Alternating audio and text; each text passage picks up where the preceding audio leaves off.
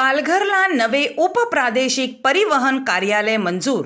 परिवहन मंत्री प्रताप सरनाईक यांची माहिती. आदिवासी बहुल जिल्हा असलेल्या पालघरला नवे उपप्रादेशिक परिवहन कार्यालय मंजूर झाले असून आता पालघर जिल्ह्याला MH60 ही नवीन परिवहन ओळख मिळाली आहे, अशी माहिती परिवहन मंत्री श्री प्रताप सरनाईक यांनी दिली. ते पुढे म्हणाले की 9 एप्रिल रोजी संपर्क मंत्री या नात्याने पालघर येथे झालेल्या लोक दरबारामध्ये लवकरच पालघरमधील नागरिकांसाठी उपप्रादेशिक परिवहन कार्यालय सुरू करण्यात येईल असे आश्वासन मी दिले होते.